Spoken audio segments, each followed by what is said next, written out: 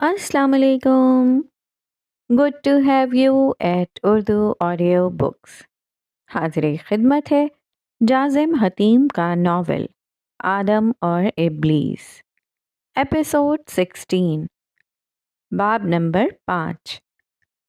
दिले मायूस को मानूस से तमन्ना न बना।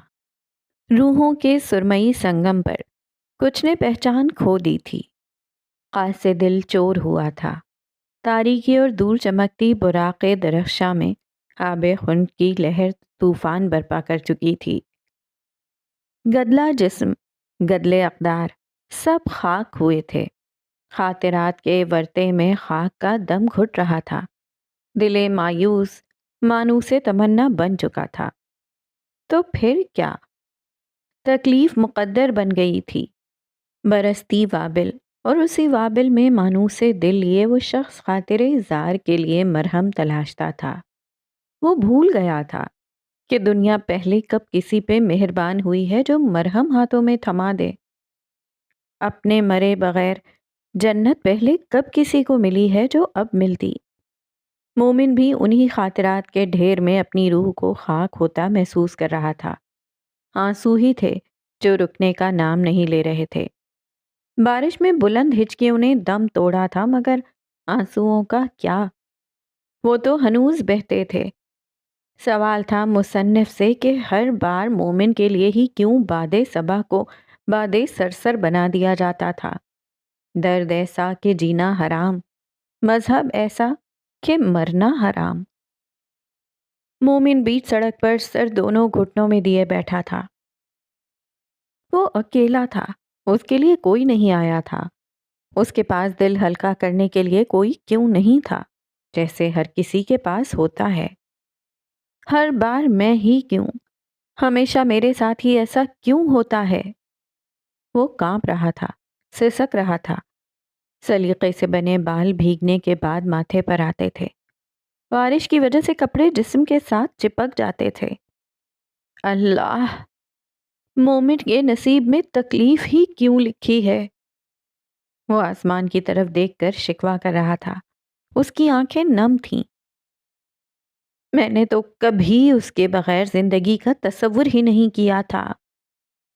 हवा का तेज झोंका उसके जिस्म पर कपकपी तारी कर चुका था। खुनकी की सर्द लहर उसकी हड्डियों को छूकर जिस्म के आर पार हुई थी। मैं जिंदा कैसे रहूंगा?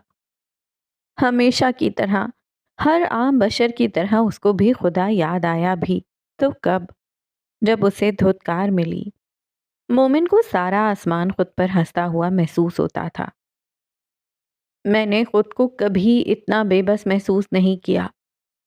मुबारक हो मोमिन के दुश्मनों को जो उसे हारता हुआ देखना चाहते थे। आज वो हार चुका था, कभी ना जीतने के लिए। वो अपनी सारी कुव्वत जमा करते हुए उठा और अपनी टांगों को बेजान महसूस करता वो मुंह के बल जमीन पर गिरा था।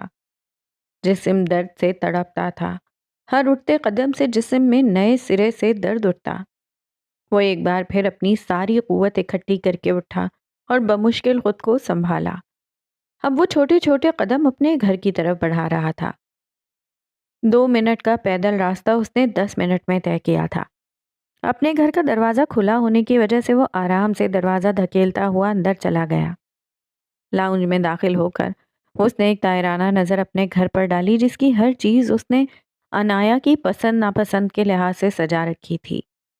मगर अफसोस, वो तो अब तक मोमिन से बहुत दूर हो चुकी होगी। वो किसी और की हो चुकी होगी। सुर्ख आंखों के साथ वो सोफे पर बैठने वाले अंदाज में गिरा। आज वो जानता था कि उसकी सारी रात सिगरेट पीकर खो जाने वाले का मातम करने में गुजरनी है। यादों का सहर मोमिन को अपने घेरे में ले चुका था। मैदाने अक्लो फिक्रे करदन में कई खातिरात का तसादम था। पहला मंजर उभरा। मोमिन के मसीहा की गाड़ी इस्लामाबाद में एक महल के सामने रुकी थी। वो महल मुर्तज़ा हामिद का था, जो उनके मर जाने के बाद मोमिन को मीरास में आया था। मोमिन अपने मसीहा का हाथ पकड़कर उस गाड़ी से उतरा था। जब वो घर के अंदर दाखिल हुआ तो हद्दे निगाह तक मुलाजिम ही मुलाजिम थे। सब उस मसीहा को देखकर اپنی جگہ سیدھے کھڑے ہوئے اور سر کو خم دیتے سلام کیا۔ سب کی نظریں زمین پر تھیں۔ یہ ہے مومن، فاطمہ کا بیٹا اور تمہارا نیا مالک۔ مجھے اس کے معاملات میں کسی قسم کی کوئی بھی کوتاہی ہرگز برداشت نہیں ہوگی۔ آواز روبدار تھی اور وہ حاکم ہمیشہ کی طرح حکم صادر کرنے کے بعد وہاں سے چلا گیا تھا، کبھی نہ واپس آنے کے لیے۔ مومن کی زندگی ہمیشہ کی طرح اکیلے ہی کٹ رہی تھی۔ اسے گھر سے باہر جانے کی اجازت نہیں تھی۔ دن کو رات اور رات کو دن ہوتا دیکھنا ہی اس کا پسندیدہ شیوا تھا۔ اب تو دن اور رات کا حساب بھی نہ رہا تھا۔ پھر ایک دن وہ لان میں منہ آسمان کی طرف کیے ہوئے ستارے گن رہا تھا جب اسے لان کے بالائی طرف سے ہلچل کی آواز آئی۔ جب کچھ دیکھا ہی نہیں تھا تو خوف کس طرح محسوس ہوتا۔ وہ اسی آواز کی تقلید میں چلتا ہوا درختوں کی طرف بڑھ رہا تھا۔ ہیلو، اس نے زمین پر بیٹھتے ہوئے آواز لگائی، مگر جواب نہ دارد۔ وہ کچھ دیر وہیں بیٹھا رہا اور اس کے باہر آنے کا انتظار کرتا رہا۔ اگر تم باہر نہیں آ رہے تو میں جا رہا ہوں۔ وہ انہی قدموں واپس مڑا ہی تھا کہ اس کے قدم کسی کی آواز سے رکے۔ رکو، وہ کسی بچے کی آواز تھی۔ وہ واپس مڑا تو اسے اندھیرے میں سنہری آنکھیں چمکتی ہوئی نظر آئیں۔ سامنے آؤ۔ نہیں آ سکتا۔ کیوں؟ کیونکہ میں ایک سپر ہیرو ہوں اور سپر ہیرو کسی کے سامنے نہیں آتے، وہ تو چھپ کر سب کی مدد کرتے ہیں نا۔ مومن کچھ دیر سوچتا رہا اور پھر بولا، اور تم میرے سامنے کیسے آؤ گے؟ دو ہم عمر بچوں کی یہ گفتگو کسی موڑ پر نہ پہنچتی تھی۔ اگر ہم فرینڈز بن جائیں تو تب میں آ سکتا ہوں۔ اوکے، مومن کچھ سوچنے کے بعد بولا۔ پکی بات؟ وہ سنہری آنکھیں روشن تھیں۔ ہاں، پکی بات، چلو سامنے آؤ۔ اندھیرے سے اسی کا ہم عمر 6 سالہ بچہ سامنے آیا جس نے اسپائڈر مین کا کاسٹیوم پہن رکھا تھا۔ میں روحان ہوں اور تم؟ اس نے اپنا ہاتھ آگے بڑھایا تھا۔ میں مومن۔ اس نے اس کا ہاتھ تھام لیا تھا۔ فرینڈز؟ وہ ہم آواز بولے تھے۔ روحان اس کی زندگی میں ڈھال کی طرح آیا تھا، کئی طوفان اور کئی خوشیاں لے کر۔ یہ دوستی مہینوں سے سالوں میں تبدیل ہو گئی، پتہ ہی نہیں چلا۔ دن اب بھی کٹ رہے تھے مگر زندگی بری لگنا کم ہو چکی تھی۔ روحان اپنے ساتھ اس کی زندگی میں بہت اور لوگ بھی لایا تھا اور سب مومن کی زندگی کو خوشگوار بنا رہے تھے۔ انہی میں سے ایک انایا بھی تھی۔ ایک دن اس کی آنکھ صبح کسی شور سے کھلی۔ وقت 6 بجے سے کچھ کم یا زیادہ ہوگا۔ اسے لان میں ہلچل سنائی دے رہی تھی۔ جب وہ نیچے گیا تو اسے وہاں پر ایک بچی نظر آئی جو ٹرمپولین پر اچھل رہی تھی۔ اس کے لب بے اختیار ہلے۔ Fairies do exist? اسے وہ بچی پہلی نظر میں کیوٹ لگی تھی۔ وہ آہستہ آہستہ قدم بڑھاتا اس بچی کے پاس گیا۔ ہیلو، چہرے پر نرم سی مسکراہٹ تھی۔ اس نے ہاتھ آگے بڑھایا تھا۔ آہ! وہ بچی چیختی ہوئی ٹرمپولین کے نیچے گھس کر بیٹھ گئی۔ میرا نام مومن ہے، اور تمہارا؟ وہ بھی گھٹنوں کے بل نیچے جھک کر بیٹھا۔ گو اوے مومن! وہ چلائی۔ بات تو سنو! اس بچی نے پھر سے مومن کی بات کاٹی اور چیختے ہوئے بولی، گو اوے مومن! اچھا چیخو تو مت! وہ اس بچی سے سہم گیا تھا۔ گو اوے مومن! اچھا جا رہا ہوں۔ مومن انہی قدموں اندر کی طرف بڑھ گیا۔ جیسے ہی مومن واپسی کے لیے مڑا تو وہ بچی باہر نکل آئی اور دوبارہ سے ٹرمپولین پر چڑھ گئی۔ کچھ دیر بعد مومن واپس آیا تو اس نے ہاتھوں میں کچھ پکڑ رکھا تھا۔ وہ بچی مومن کو دیکھ کر پھر سے ٹرمپولین کے نیچے گھس گئی۔ کیا تم مجھے اپنا نام بتاؤ گی؟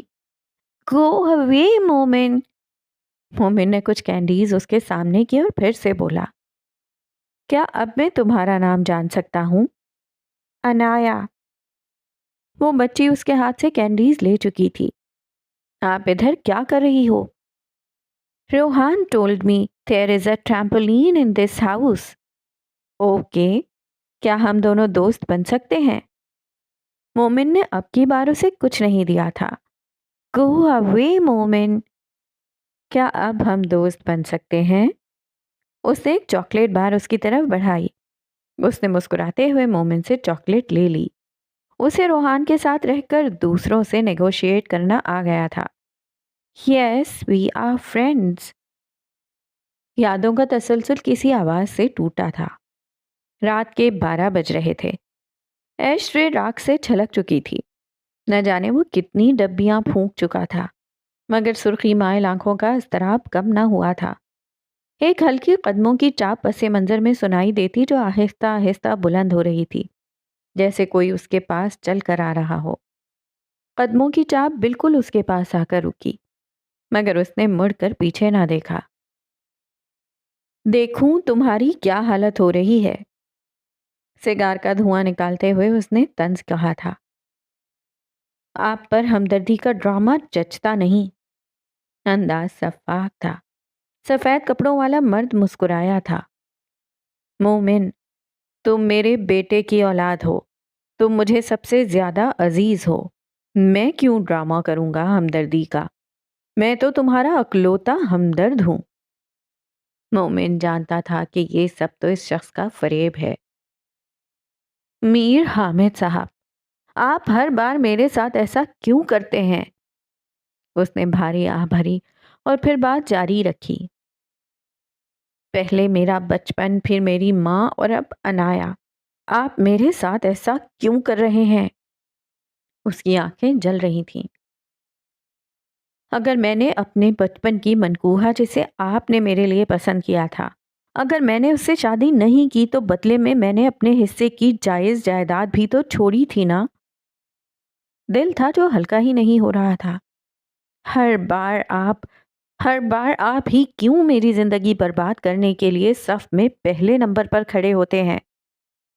اس کی آواز بھرائی مگر اس نے اپنی بات جاری رکھی۔ کیا آپ کو مجھ پر ترس بھی نہیں آتا؟ وہ ان کی طرف نہیں دیکھ رہا تھا۔ اس کی نگاہیں گلاس وال کے پرے کسی غیر مرئی نقطے کو گھورتی تھیں۔ مومن، کیا تمہیں مجھ پر ترس نہیں آیا تھا؟ شکوے شکایات کا دہر کھلنے لگا تھا، مگر غلط صحیح کا فیصلہ باقی تھا۔ روحان جب کمرے میں داخل ہوا تو اس کی حالت غیر ہو رہی تھی، جیسے اسے خود سے کراہیت محسوس ہو رہی ہو۔ کیسا انجانا خوف تھا، یا پھر ایک کابوس جو جانے کا نام ہی نہیں لیتا تھا۔ وہ چیخیں، وہ گردش، وہی صیاد، وہی اسیر، سب کچھ ایک برسوں پرانی تصویر میں یکجا تھا، جیسے کوئی تصورات کی گردش ہو، مگر اس سب میں روحان کدھر تھا؟ اس نے اپنا والیٹ اور فون بیڈ پر پھینکا اور شرٹ کے بٹن کھولتے ہوئے واش روم کی طرف بڑھا۔ واش روم میں شیشے کے سامنے کھڑے ہو کر اس نے اپنے آپ کو دیکھا۔ شاید دوسری جانب سے کوئی اس پر ہنس رہا تھا، وہ جو اس کا ذات دار تھا یا پھر ہم شکل۔ ٹھنڈے شاور کے نیچے کھڑے ہوتے ہوئے اس نے اپنے کپڑے نوچ کر اتارے تھے۔ وہ لاشعوری کے عالم میں اپنے بائیں کندھے پر باڈی واش کی پوری بوتل انڈیل رہا تھا، مگر نہ جانے کون سا اندیکھا داغ تھا جو جانے کا نام ہی نہیں لیتا تھا۔ وہ اپنے بائیں کندھے کی چمڑی کو ناخنوں سے رگڑ رہا تھا۔ کئی دیر اسی طرح کرنے کے بعد اس کے ہاتھ تب رکے جب اس نے اپنے کندھے کی چمڑی کو نوچ نکالا اور خون رسنے لگا۔ ایک دم اس کے چہرے پر اطمینان کی لہر آئی تھی، جیسے تمام خاطرے کرب سے پاک ہو گیا ہو۔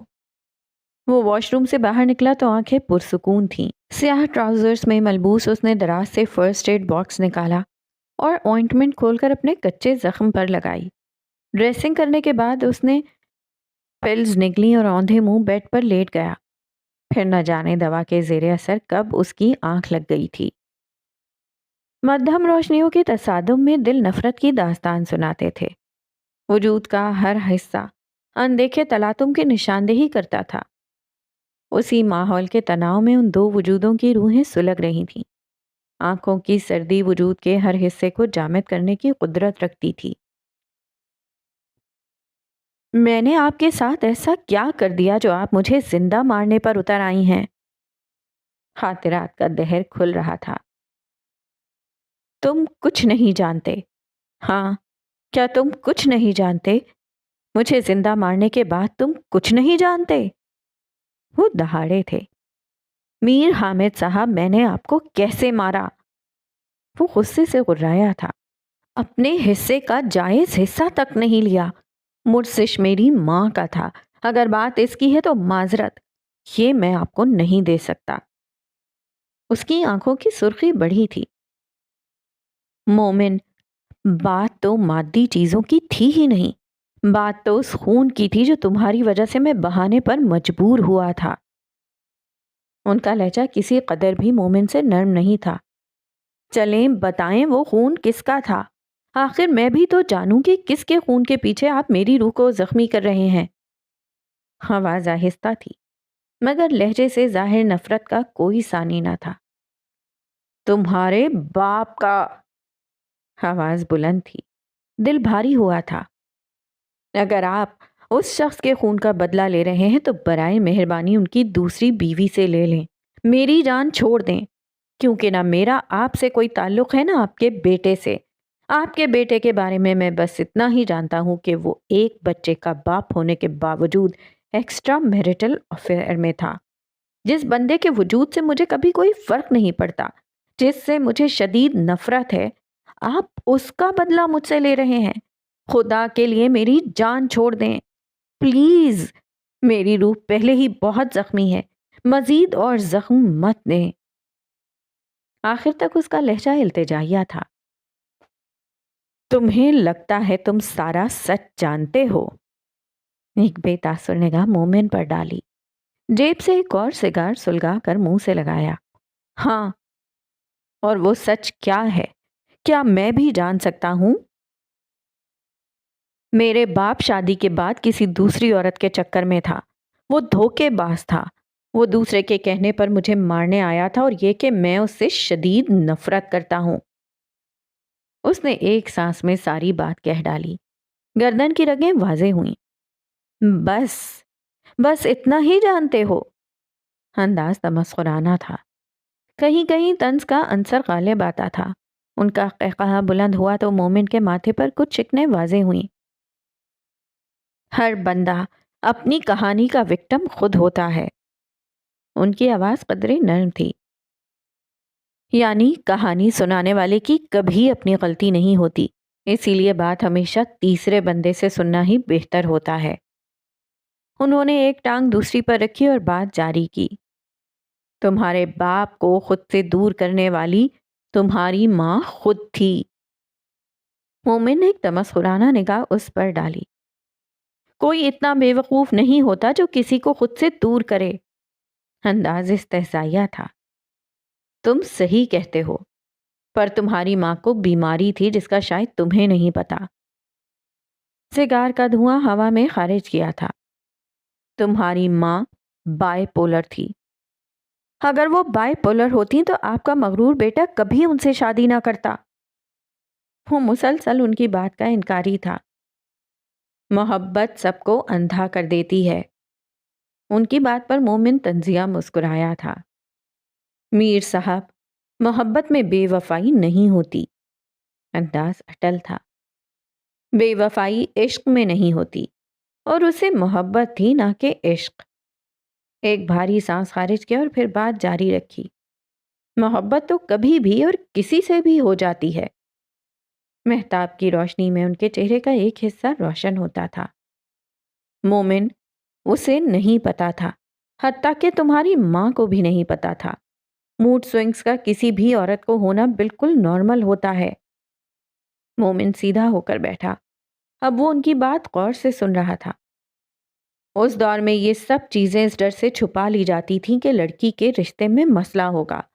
فاطمہ کے گھر والوں کے اسی خوف کی وجہ سے فاطمہ کا شعور اور لاشعور میں فرق کرنے کی صلاحیت ختم ہو رہی تھی۔ اس کا مسئلہ مزید بڑھ رہا تھا۔ تمہاری ماں کو اس کے گھر والے جذباتی کہتے تھے۔ شاید وہ اس کے بائی پولر ہونے کے انکاری تھے۔ کیوں؟ وہ اب ان کی بات سن رہا تھا۔ شاید اسے بھی ان سوالات کے جواب چاہیے تھے۔ معاشرہ۔ تمہارے نانا کو ڈر تھا کہ اگر خاندان میں کسی کو بھی فاطمہ کی بیماری کا پتہ چل گیا تو فاطمہ کا رشتہ جو خاندان میں ہوا تھا ختم ہو جائے گا، اور شاید تمہارے نانا نہیں چاہتے تھے کہ ان کے خاندان سے تعلقات خراب ہوں۔ وہ کسی چلتی فلم کی مانند ساری کہانی سنا رہے تھے اور مومن دم سادھے ان کو سن رہا تھا۔ ماضی کی موجوں نے لاشعور میں منظر بننا شروع کیا تھا۔ لندن کی پورنم سڑکیں خنکی کے احساس کو مزید بڑھاتی تھیں۔ ستاروں بھرے آسمان کی خوبصورتی بستی والوں کی درخشاں روشنیوں کے آگے معدوم ہوتی، جیسے آوارہ مہر کو سہارا مل گیا ہو، جیسے ماہ سے تخت نور کو چھین لیا ہو۔ اور اسی تگود اور افراتفری کی دنیا میں وہ دونوں ایک دوسرے کی ذات میں محو اس بھیڑ سے کچھ الگ تھلگ چل رہے تھے۔ ان کے قدم اسی تگودو کی بستی پر بنے پر رونق کیفے بیلز اینڈ بینز کے سامنے رکے۔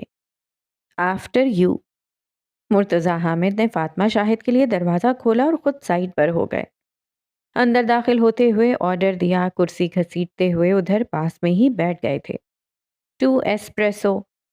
فاطمہ پلیز میرے لیے ایک بار ڈاکٹر کو چیک کروا لو۔ مرتضی حامد نے فاطمہ کا ہاتھ تھاما اور اپنے دونوں ہاتھوں کے درمیان ان کا ہاتھ نرمی سے دبائے، چہرے پر نرم سی مسکان تھی۔ مرتضی مگر لوگ وہ ان کی بات پوری ہونے سے پہلے مرتضی نے ان کی بات کاٹی۔ لوگوں کو تو ہم کب کا پیچھے چھوڑ آئے، پلیز میرے لیے۔ آنکھوں میں فکر تھی اور چہرے کے تاثرات کسی قدر نارمل نہیں تھے۔ کافی۔ ویٹر نے کافی میز پر رکھی۔ اگر آپ کو کسی چیز کی ضرورت ہو مجھے آواز دے دیجیے گا۔ ویٹر ببل گم چباتے ہوئے بولا، اوکے شیور، تھینک یو۔ سر کو خم دیا تھا۔ ٹھیک ہے مرتضی، میں جاؤں گی ڈاکٹر کے پاس۔ مرتضی نے فاطمہ کے ہاتھوں پر لب لگائے اور نرم سا ہنسے۔ جواب میں فاطمہ نم آنکھوں کے ساتھ ہلکا سا مسکرائی تھیں۔ میر حامد صاحب، آپ کے بقول اگر میری ماں لیتھیم پلز لے رہی تھیں اور آپ کے مطابق وہ ٹھیک بھی ہو رہی تھیں، تو پھر کیوں مرتضی نے میری ماں سے بے وفائی کی؟ باپ تھا تمہارا، تمیز سے نام لو۔ کہ آپ کا سردرد نہیں کہ میں کسے کیا کہتا ہوں، آپ میری بات کا جواب دیں۔ لہجے میں بغاوت واضح تھی۔ بہت سی عورتیں پریگننسی یا چائلڈ برتھ کے بعد ڈپریشن کا شکار ہو جاتی ہیں۔ تمہاری ماں نے پریگننسی کے درمیان اپنی پلز لینا چھوڑ دی تھیں اور تمہارے پیدا ہونے کے بعد اس کی مینٹل کنڈیشن حد سے زیادہ بگڑ رہی تھی۔ اس نے مرتضی کو خود سے دور کر دیا۔ اسے مرتضی کا وجود اپنے گھر میں برداشت نہیں تھا۔ وہ کئی ہفتے مرتضی کو گھر میں داخل نہ ہونے دیتی تھی، تمہیں سب سے دور رکھتی۔ تمہاری ماں PPD ڈیولپ کر چکی تھی۔ اسے لگتا تھا کہ ہر کوئی تمہیں اور اسے مارنا چاہتا ہے۔ انہوں نے ایک بھاری آہ بھری، جیسے خطرات کا اگلا دہر تکلیفوں سے بھرا ہوا ہو۔ محبت تو کسی راہ چلتے بندے سے بھی ہو جاتی ہے۔ عشق ہو تو بت بھی خدا لگنے لگتا ہے، اور مرتضی کبھی بت کو خدا بنانے کے مرحلے میں نہیں پہنچا تھا۔ اس کی نگاہیں شرمندگی سے جھکیں۔ اسے بھی کسی اور سے محبت ہو گئی تھی، اور محبت کی ایک خوبی، انسان پیار میں اندھا ہو جاتا ہے، وہ بھی ہو گیا تھا۔ وہ اپنا سب کچھ اس عورت کے نام کرنے پر تیار تھا۔ مومن نے ان کی بات کاٹی تھی۔ تو کیا انہوں نے سب ان کے نام کر دیا تھا؟ نہیں، میں پہلے سے جانتا تھا کہ یہ سب کچھ ہو گیا۔ میں نے دنیا دیکھ رکھی تھی۔ جب تم پیدا ہوئے تو یہ گھر میں نے تمہارے نام کر دیا تھا اور مرسش تمہاری ماں کے نام۔ اور میری زمین، وہ میری مرضی کے سوا اس کے نام نہیں کر سکتا تھا۔ تو چھوڑا تو پھر بھی مرتضی نے ہی تھا نا؟ لہجہ تنزیہ تھا۔ نہیں، مرتضی کے لیے تو حالات ایسے بنا دیے گئے تھے۔ تمہاری ماں کا PPD اس قدر بڑھ گیا تھا کہ ایک دن وہ تمہیں لے کر وہاں سے چلی گئی۔ اس وقت اسے ایسا لگتا تھا کہ اس کے پیچھے بندے آتے ہیں۔ آپ کا بیٹا اپنے ہی بیٹے کو مارنا چاہتا تھا میر حامد صاحب۔ اس کے چہرے پر کرب واضح تھا۔ نہیں، اس کے لیے حالات ایسے بنا دیے گئے تھے۔ آواز آہستہ تھی۔ حالات جتنے بھی خراب کیوں نہ ہو، کوئی اپنی ہی اولاد کی جان کا دشمن نہیں بن جاتا۔ میر حامد کے لیے اگلی بات کرنا مشکل ہوا تھا۔ اب جب خطرات کا دہر کھل ہی گیا تھا تو یہ بات کہنے میں کیا حرج تھا؟ اگر میں کہوں کہ تمہارا باپ مرتضی نہیں، تم فاطمہ کے ایکسٹرا میرٹل افیئر سے ہو، پھر مومن کی رگوں میں دوڑتے خون کو آگ لگی تھی۔ اس نے میر حامد کو گلے سے پکڑا۔ میں اپنی ماں کے کردار کے بارے میں ایک بات بھی برداشت نہیں کروں گا۔ ان کے چہرے پر چیخا تھا، گردن کی رگیں واضح ہوئی تھیں، جسم میں دوڑتا خون نار کی تپش اختیار کر گیا تھا۔ غصہ آ رہا ہے، مجھے مارنے کا دل کر رہا تھا، مجھ سے نفرت ہو رہی ہے نا؟ انہوں نے ایک جھٹکے سے مومن سے اپنا کالر آزاد کروایا تھا۔ تمہارے باپ کے سامنے یہ بات ثبوتوں کے ساتھ پیش کی گئی تھی۔ اب سوچو، کیا تمہارے باپ کا تمہیں مارنے کا فیصلہ غلط تھا؟ میری ماں بد کردار نہیں تھی۔ انداز دیوانگی سے بھرا تھا۔ ہاں، تم صحیح کہہ رہے ہو، تمہاری ماں کا کردار پاک تھا۔ اس نے شکر کی سانس خارج کی تھی۔ پھر وہ ثبوت؟ جھوٹے تھے، سب جھوٹے تھے۔ وہ عورت جس سے تمہارے باپ نے دوسری شادی کی تھی، وہ مرتضیٰ سے محبت نہیں کرتی تھی، وہ اسے ہنی ٹریپ کر رہی تھی۔ اس کا ایک پورا گروہ تھا، سب مل کر مرتضیٰ کو ہنی ٹریپ کر رہے تھے۔ شاید وہ اس بات سے بے خبر تھے کہ مرتضیٰ کے نام تو کچھ بھی نہیں تھا۔ اسی عورت نے تمہارے باپ کو پیٹرنٹی ٹیسٹ کے لیے مجبور کیا۔ شاید اس کے ساتھیوں میں سے کوئی ایک اس لیب میں کام کرتا تھا جس نے رپورٹ میں چھیڑ چھاڑ کی تھی۔ مجھے آج بھی یاد ہے۔ وہ بولتے گئے اور ذہن منظر بناتا گیا۔ اس دن بارش ہنوز برستی تھی۔ رات کا آسمان کسی دھندلے شیشے کا عکس دیتا تھا۔ ایسا لگتا تھا کہ اندھیرا انتہا پسند ہو، جیسے وہاں صدیوں پہلے روشنی نے سب سے منہ موڑ لیا ہو۔ اسی گدلی کابوس نما سیاہ رات میں تقدیر نے کئی سرمئی روحوں کا ملن رچ دیا تھا۔ خاطرات کا یہ باب کسی ناپاک خون سے لکھا جانا تھا۔ سرمئی روحوں کے اس سنگم پر نہ جانے کتنے ایسے وجود تھے جن کو مکمل سیاہی کی طرف دھکیل دیا گیا تھا۔ میر حامد کشمیر کسی کام سے آئے ہوئے تھے۔ جب ان کی اپنے گھر نہ ہونے کی خبر سن کر مرتضیٰ حامد بھی کشمیر چلے گئے تھے۔ گھنٹوں کا طویل سفر پہاڑوں سے گھری زمین کے درمیان آ کر ختم ہوا۔ انہوں نے اپنے قدم اس ووڈن کاٹیج کی طرف بڑھا دیے۔ Dad, guess what? وہ غصے سے کمرے میں داخل ہوئے اور زور سے دروازہ بند کیا۔ دیکھیں، اس نے پیٹرنٹی ٹیسٹ کا رزلٹ میز پر زور سے پٹخا۔ میر حامد نے وہ کاغذ اٹھا کر اپنے منہ کے سامنے کیا۔ کاغذ پر لکھے الفاظ ان کے پیروں کے نیچے سے زمین کھینچنے کے لیے کافی تھے۔ عین ممکن تھا کہ آسمان بھی سر پر آ بجتا۔ Murtaza Hamid, you are not the father. پھر آپ کو کیسے پتا چلا کہ میں ان کا ہی بیٹا ہوں؟ مومن کے اندر کا تجسس سب آج ہی جان لینا چاہتا تھا۔ مجھے فاطمہ پر یقین تھا، کسی بھی کاغذ کے ٹکڑے سے زیادہ۔ بھرم ٹوٹنے میں وقت نہیں لگتا میر حامد صاحب، مدعے پر آئیں۔ انہوں نے مسکرانے کی کوشش کی مگر ناکام رہے۔ میں نے دوبارہ سے پیٹرنٹی ٹیسٹ کروایا بغیر کسی کو بتائے۔ کیوں؟ کیونکہ مجھے شک تھا کہ کوئی اس ٹیسٹ کے رزلٹ کے ساتھ چھیڑ چھاڑ کر دے گا۔ آنکھیں مومن پر ساکت تھیں۔ پھر وہ دن آ ہی گیا جب رزلٹ میرے سامنے آیا۔ وہ ایک پل کو چپ ہوئے، پھر بولے، Murtaza Hamid, you are the father. ان کے دل کو قرار آیا تھا۔ میں وہ ٹیسٹ لے کر مرتضیٰ کے پاس گیا اور اس رات میری اس سے بہت لڑائی ہوئی۔ وہ سچ سے انکاری تھا۔ وہ تم دونوں کو پھر بھی جان سے مارنا چاہتا تھا۔ پھر میں نے اپنا ایک مخبر اس کے ساتھ سائے کی طرح جوڑ دیا۔ اگلی بات سوچ کر ان کی آنکھیں نم ہوئی تھیں۔ پھر ایک رات مجھے خبر ملی کہ فاطمہ مر چکی ہے اور مرتضیٰ کو تمہارے بارے میں پتہ چل گیا ہے اور وہ تمہیں مارنے جا رہا ہے۔ تب میں نے فیصلہ کر لیا تھا، یا پھر میں اپنے اصولوں کے ہاتھوں مجبور ہو چکا تھا۔ ہائے اصول! انداز میں بے یقینی کا عنصر غالب تھا۔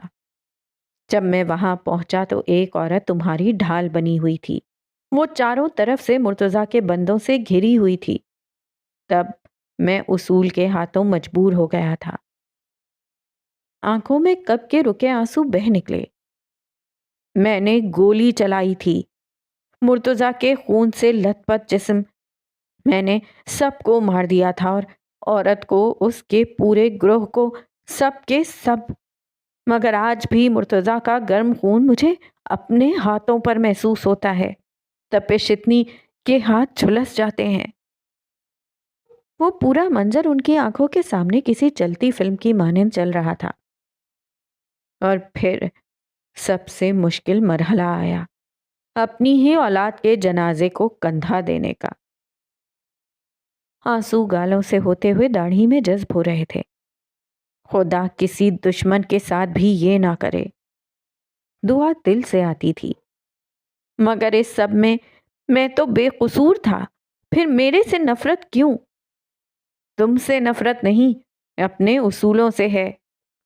وہ اپنی جگہ سے اٹھ کھڑے ہوئے۔ میں چلتا ہوں، تمہارے لیے رات بڑی لمبی ہونی ہے۔ اس کا تو اب تک نکاح بھی ہو گیا ہوگا۔ مومن کے دل میں ٹیسیں اٹھی تھیں۔ آپ اس کے نکاح میں شامل نہیں ہوئے؟ اس سے مل کر آ گیا۔ روحان نہیں آیا تھا اس وقت تک، اس وجہ سے نکاح شروع نہیں ہوا تھا۔ تمہیں وہاں نہ دیکھ کر تم سے ملنے چلا آیا۔ وہ اپنی بات کہہ کر رکے نہیں تھے۔ وہ جاتے جاتے مومن کو خطرات کے کسی ورطے میں دھکیل گئے تھے، شاید وہ خود بھی نہیں جانتے تھے۔ گھوپ اندھیرا تھا، جیسے موت کے بعد گھور، جیسے وہ سمندر میں ڈوب رہا ہو اور اسے بچانے والا کوئی نہ ہو۔ مگر ان سب میں ایک چیز یکساں تھی، بے بسی۔ وہ موت چاہتا تھا مگر اسے موت نہیں آتی تھی۔ پھر اچانک سے اس اندھیرے میں ایک سفید بت نمودار ہوا، ایک مرد کا بت۔ اس اندھیرے میں روشنی صرف اس سفید بت پر ہی تھی۔ اچانک سے درجنوں انسانی ہاتھ نمودار ہوئے جو اس بت کو چھو رہے تھے، جیسے وہ کوئی یونانی دیوتا ہو۔ ہوس، ہرس، حسد، لالچ، سب کے سب ان ہاتھوں کے نام تھے۔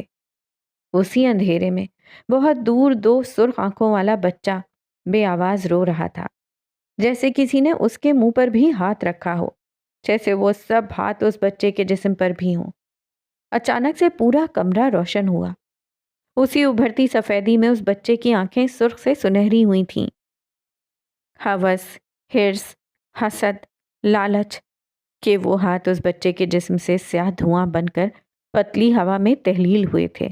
ہر طرف پانی نما سرخ رنگ کا گرم مادہ چھینٹوں کی مانند بکھرا ہوا تھا، مگر وہ پانی سے گاڑھا تھا، شاید وہ لہو تھا، لہو کی وابل، اور اس وابل کا ہوا میں معطل ہر قطرہ قرب کا نوحہ سناتا تھا۔ سنہری آنکھوں والا وہ بچہ لہو کی وابل میں مسکرا رہا تھا، زندگی سے بھرپور مسکراہٹ۔ شاید یہ اس بچے کا مرہم تھی۔ مگر پھر وہ ہاتھ کیا تھے؟ وہ سیاہی کیا تھی؟ اور پھر یہ لہو کی بارش؟ مدام وقت کا چکر گھوم پڑا تھا، خطرات کا دہر کھل چکا تھا۔ وقت صبح کے 2:58۔ سب منظر کھلی ہوا میں تحلیل ہوا۔ پسینے سے شرابور روحان یک دم بیدار ہوا تھا۔ دل اس شدت سے دھڑک رہا تھا جیسے وہ کسی بھی پل سینہ چیر کر باہر آ جائے گا۔ سانسوں کی رفتار میں شدت آئی تھی۔ وہ اسی حالت میں تقریباً رینگتا ہوا بالکنی تک گیا، اور بالکنی کا دروازہ کھولتے ہی وہ گھٹنوں کے بل ڈھیر ہوا تھا۔ حالت اس کی مومن جیسی ہی تھی، مگر مرض اس کے زیادہ معلق، درد کی شدت اس سے کئی زیادہ، اور اس کے کابوس کے زور کا تو کوئی ثانی ہی نہ تھا۔ وہ کتنی دیر ادھر کھلی فضا میں بیٹھا رہا تھا۔ آخر نور کے پہلے تصادم پر اسے قرار آیا تھا۔ سانسیں مدھم ہوئی تھیں، دل کی دھڑکن مدھم ہوئی، اور سینے میں اٹھتا درد معدوم ہوا تھا۔ مگر ذہن میں اٹھتے تلاطم کا کیا؟ وہ تو ہنوز ویسا ہی تھا۔ اپنی پوری قوت جمع کر کے جب وہ اٹھا تو کندھوں پر کوئی اندیکھا وزن تھا۔ اسے اپنا وجود خاک ہوتا ہوا محسوس ہوا تھا، جیسے وہ کبھی نہیں اٹھ سکے گا۔ وہ گلاس وال کے ساتھ ٹیک لگائے زمین پر بیٹھتا گیا۔ سرمئی تصادم کو چیرتے ہوئے نور کی فتح ہوئی تھی۔ نور کی پھوٹتی کرنوں میں اس نے اپنے جسم میں کچھ توانائی محسوس کی تھی۔ دیوار کا سہارا لیتے ہوئے وہ کھڑا ہوا۔ دیوار کا سہارا لیتے ہوئے وہ واپس سے کمرے میں داخل ہوا اور گرنے والے انداز میں بیڈ پر لیٹا۔ کئی دیر سقف کو گھورتا رہا تھا اور پوری ہمت جمع کر کے اٹھ بیٹھا۔ دراز سے پلس نکال کر نگلی اور دوبارہ سے بیڈ پر لیٹ گیا۔ کچھ منٹوں میں ذہن میں برپا تلاطم ماند پڑا اور اس کی سوچیں فاتر العقل کے میدان میں رقص کرنے لگیں۔ سوال یہ تھا کہ اگر پلز سے اس کے ذہن کا تلاطم ماند پڑ جاتا تھا تو پھر وہ خود کو اذیت کیوں دیتا تھا؟ صبح کا سورج سرمئی محل پر سرد اترا تھا۔ رات بارش کی وجہ سے سرمئی محل کی رمادیت مزید واضح ہو گئی تھی۔ وابل کے قطرے سبز گھاس پر عطارد کی مانند شیت کا عکس دیتے تھے۔ گھر کے اندر آؤ تو کچھ کے چہرے پر رنج تھا، کچھ کے دل قریباً فراق کی سختیاں برداشت کرنے والے تھے۔ آریز کے کمرے میں آؤ تو بیڈ پر سوٹ کیس کھلے ہوئے تھے۔ کپڑے فولڈ ہوئے بیڈ پر پڑے تھے جنہیں وہ اٹھا کر ایک ترتیب سے بیڈ پر رکھ رہا تھا۔ پاس ہی زائنہ کھڑی اس کی مدد کرنے کی کوشش کر رہی تھی، جسے وہ بار بار منع کر رہا تھا۔ واپس کر پاؤ گے؟ بیڈ پر چوکڑی مارے بیٹھی وہ املی کھا رہی تھی۔ جب تم بلاؤ گی میں تمہارے لیے چلا آؤں گا۔ ہمیشہ؟ ہاں ہمیشہ۔ وہ نرم سا مسکرایا۔ زائنہ کی نظریں اس کے گالوں میں پڑتے ہی ان ڈمپلز پر جم گئیں۔ اس نے زائنہ کا اپنے آپ کو گھورنا نوٹ نہیں کیا تھا۔ پھر اچانک زائنہ نے شہادت کی انگلی سے اس کے ڈمپلز کو پریس کیا۔ یہ ایک دم ہوا تھا۔ حارث کے چلتے ہاتھ رکے اور گردن کو زائنہ کی جانب ہلکا سا خم دیتے نظریں اس پر جما لیں۔ Sorry, intrusive thoughts. وہ حارث کے کچھ کہنے سے پہلے ہی بول پڑی۔ وہ زور کا ہنسا تھا۔ ایک بار پھر زائنہ کا اس پر سے نگاہیں ہٹانا مشکل ہوا تھا۔ ایسا بھی کچھ نہیں کیا جو پاگلوں کی طرح ہنس رہے ہو۔ اس کا چہرہ سرخ پڑا تھا، شاید شرمندگی کی وجہ سے۔ اچھا نہیں ہنستا، وہ ہنستے ہنستے بولا، شاید وہ اسے چھیڑ رہا تھا۔ میں جا رہی ہوں۔ وہ غصے سے باہر نکل گئی، دروازہ زور سے بند کیا اور قدم اٹھاتی اپنے کمرے کی طرف بڑھ گئی۔ زینی بات تو سنو۔ وہ اب بھی ہنس رہا تھا۔ پتہ نہیں کبھی کبھی بچی کیوں بن جاتی ہے یہ۔ وہ مسکراتا ہوا کمرے سے باہر نکل گیا۔ روشن راہداریوں میں واحد آواز اس کے قدموں کی تھی۔ اسی راہداری سے دور کہیں اسے رونے اور چیخنے کی آواز سنائی دی۔ قدم اپنی جگہ تھمے۔ شاید وہ ایک لمحہ شناسائی کا تھا۔ انہی قدموں کا رخ اس سمت بدلا جہاں سے رونے کی آواز آتی تھی۔ وہ نسوانی آواز تھی۔ وہ اس آواز کی تقلید میں زینے اترنے لگا۔ پھر اس کے قدم اپنی جگہ تھم گئے۔ زائنہ بھی انسان ہے۔ خدا کا خوف کرو، یتیموں جیسی نہیں، مگر اس سے اچھی زندگی بھی نہیں گزاری ہے اس نے۔ جب وقت تھا تو کسی نے اس کے سر پر ہاتھ نہیں رکھا۔ اب کوئی میرے سے امید مت رکھے کہ اس طرح میں اس کی شادی کسی سے بھی کر دوں گی۔ شہلا بیگم کا انداز حد درجہ تلخ تھا۔ اماں، تم یہ سالوں سے یہ جانتی تھی نا؟ یہ سوال تو ہرگز نہ تھا۔ شاید فون کی دوسری جانب اس وجود کو پہلے سے سب چیزوں کا اندازہ تھا۔ اس شخص نے کوئی اور بات کی تو شہلا بیگم جواب میں پھنکاری۔ انصاف کی بات تم کر رہے ہو؟ انصاف کی بات کرو تو رائت کا حق سب سے زیادہ بنتا ہے۔ ایک ایک لفظ چبا چبا کر ادا کیا گیا تھا۔ نہیں، تم پھر غلط بات کر رہے ہو۔ میں نے اس کی نظریں بھی دیکھی ہیں اور میں نے دنیا دیکھی ہوئی ہے۔ وہ کسی قدر بھی محبت والی نہیں تھی، وہ ہمدردی کی نظریں تھیں۔ شہلا بیگم کا انداز اٹل تھا۔ پانی کا گلاس اٹھا کر لبوں سے لگایا۔ اماں، کبھی کبھی اندازہ غلط بھی ہو سکتا ہے۔ میں باپ ہوں اس کا، اور مجھے اس کے لہجے سے اندازہ ہو گیا تھا کہ وہ زائنہ کو پسند کرتا ہے۔ ضد تھی تو ضد ہی سہی، مگر گردش مدام وقت کے چکر میں اب کون پسنے والا تھا؟ شاید اس کا جواب وقت ہی جانتا تھا۔ اماں، تم اپنی غلط فہمی دور کر لو۔ میں ایسا نہیں ہونے دوں گا۔ زائنہ کی شادی آرے سے ہی ہوگی۔ لہجے میں پختگی واضح تھی، انداز اٹل تھا۔ میں زائنہ کی مرضی کے بغیر کچھ نہیں کروں گی۔ بات مکمل کر کے فون کاٹ دیا گیا۔ آریز کے قدم بھی واپس پلٹ گئے۔ اسے شہلا بیگم کی بات کا لبے لباب کچھ خاص تو سمجھ نہ آیا۔ ہاں، اتنی بات سمجھ ضرور آئی تھی کہ بات زائنہ کی تھی، اور رائت کا حق کیوں زائنہ پر سب سے زیادہ تھا؟